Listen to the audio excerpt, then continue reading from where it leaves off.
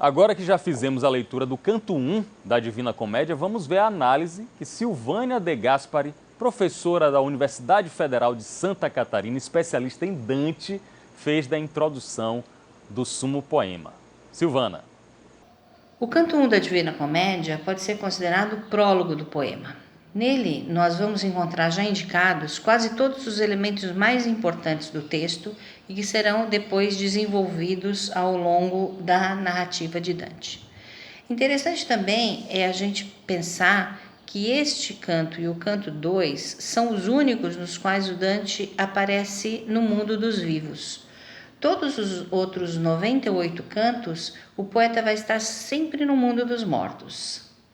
E é assim, então, que numa noite de primavera do ano de 1300, quando Dante conta com mais ou menos 35 anos, o personagem Dante se encontra em uma selva escura e perigosa, na qual ele chegou depois de ter perdido o caminho do bem. Profundamente perturbado pelo perigo que ele corre, ele procura uma forma de escapar dali. Então, para além da selva, ele entrevê uma colina, e essa colina está iluminada pelo sol. E, com isso, ele sente que esse seria o lugar da sua salvação.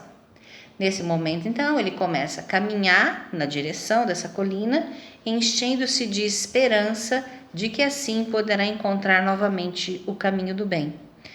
Comentadores como Tommaso di Salvo afirmam que Dante Alighieri tenha sentido se perder nesta selva de pecados logo após a morte da sua amada, a Beatriz, que vai ser personagem apresentado no segundo canto e que intercederá junto a Deus para que o poeta possa, ainda vivo, visitar o mundo dos mortos e dessa forma conhecer o caminho que os homens devem trilhar para encontrar a salvação.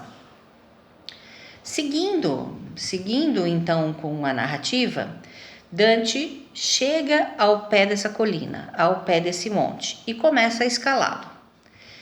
E tendo assim deixado para trás, as suas costas, a selva, essa selva perigosa. Mas, nessa subida, ele encontra 3 feras que lhe obstaculizam o caminho. Uma é a pantera, outra o leão e outra a loba. Como todo poema dantesco é construído através de metáforas, símbolos, alegorias, é possível ver na pantera, por ser um felino grande e feroz, o símbolo de um pecado tão grande que é capaz de bloquear qualquer iniciativa do bem. Muitas vezes, esse pecado é identificado como a luxúria. O leão é o segundo animal que vai bloquear a passagem do personagem e representaria, na sua figura, o pecado da soberba. Já a loba simboliza o pecado da cobiça e a característica da magreza dessa loba, como ela se apresenta, enfatizaria muito mais essa questão da cobiça, de quanto mais se tem, mais se quer. Ao ver as feras, Dante se assusta e retorna para dentro da selva, desiludido, e perdendo a esperança de um dia ser salvo daquele mundo de pecados. E é assim que começa a viagem desse poeta, que busca com esse trajeto se livrar das suas falhas e fraquezas e encontrar ao final a paz e a verdadeira justiça. A viagem aqui apresentada seria para Dante um símbolo do caminho que toda a humanidade deveria percorrer toda vez que cai em pecado e deve reencontrar o caminho da verdade e da justiça divinas. Importante também dizer que o poema é uma narrativa, ou seja, Dante não conta a história enquanto faz o trajeto. Ele nos conta a história depois de ter feito esse caminho de uma narrativa testemunho. Testemunho de alguém que visitou o mundo dos mortos e que teve como incumbência alertar toda a humanidade em relação ao perigo que ele estava correndo. Dessa forma, Dante se identifica num papel triplo. Ele é escritor, ele é personagem e ele é narrador. Quando ele narra esses acontecimentos, ele se faz juiz de tudo isso que ele viu e viveu. E como protagonista, ele se apresenta como um cidadão qualquer do seu tempo.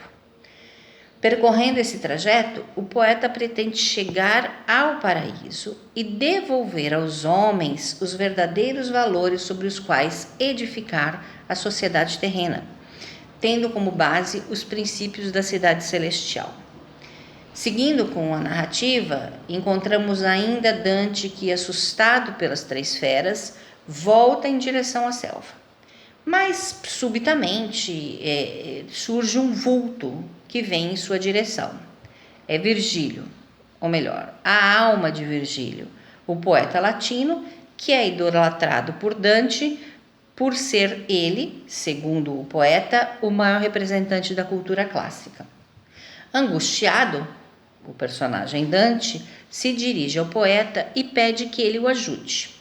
O Virgílio, então, tentando restituir a esperança a Dante, diz a ele que é possível sim atingir a salvação livrando-se dessas feras, mas que para isso eles teriam que percorrer os 3 reinos no mundo dos mortos.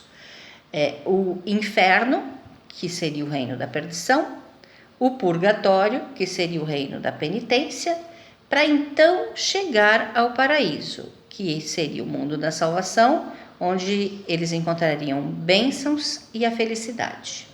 Então, o Virgílio vai ser o guia de Dante pelo inferno e pelo purgatório. E ele acredita que, através desse caminho, tanto o poeta quanto a humanidade poderão ser salvos. Dessa forma, esclarecido, Dante aceita a tarefa dada a ele e, guiado por Virgílio, eles começam essa viagem.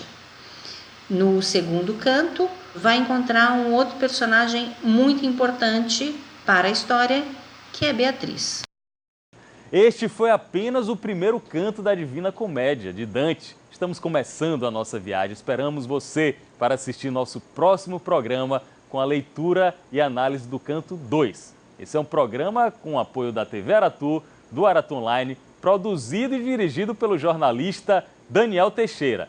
Isso é importante para você que consome cultura pelo celular, pelo smartphone e pelas redes sociais. Ajude a espalhar cultura. Até o próximo encontro. Um abraço.